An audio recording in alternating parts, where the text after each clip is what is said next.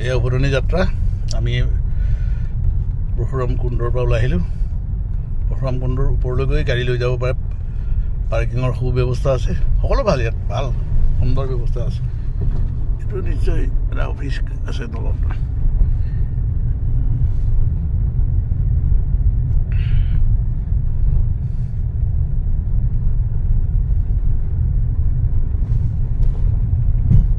এই পৰশুৰাম কুণ্ডৰ পৰা লোহিত নাম লৈ ঢলা-শদিয়া হৈ ভূপেন্দ্ৰ সেতুৰ সৃষ্টি হৈছে অৰুণাচল প্ৰদেশৰ চৌখামৰ ওচৰতো এখন দীঘল দলং সৃষ্টি হৈছে এনেধৰণে ইয়াৰ পৰাই ওলাই সিফালে দিবাং দেওপানী আৰু অৰুণাচল প্ৰদেশৰ মানে উৎপত্তিস্থল ব্ৰহ্মপুত্ৰৰ উৎপত্তিস্থল তিব্বতৰ পৰা যিখন ধাৰা বৈ আহিছে লালি বুলি কয় বিভিন্ন জেগাত বিভিন্ন নাম লৈছে বাৰু আহি একজেক্টলি এতিয়া নিশ্চিতভাৱে ক'ব নোৱাৰিম যে কোনখিনিত মিলিত হৈছে তিনিওখন দিবাং লোহিত ৰক আৰু সিফালে লালি বা কি বুলি কয় সিফালৰটো চিয়াং লোহিত দিবাং চিয়াং মানে দিবাঙতো আৰু কেইবাটাও ধাৰা পৰিছেহি তাত দটুং এইখিনি এটা চক এটা আছে খাবলৈ ভাল চাহ পোৱা যায়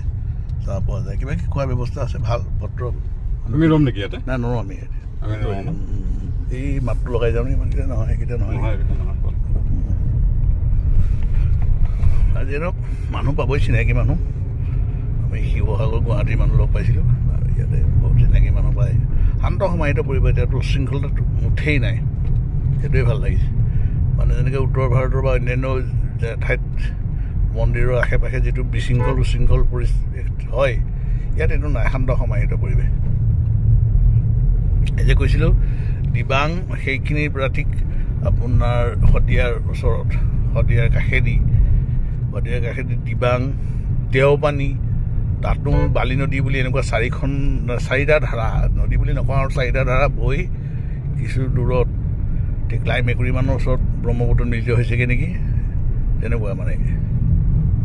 চাওক কি সুন্দৰ মনোমোহা প্ৰাকৃতিক দৃশ্য পাহাৰীয়া ঠাই শান্ত সমাহিত প্ৰদূষণমুক্ত সম্পূৰ্ণ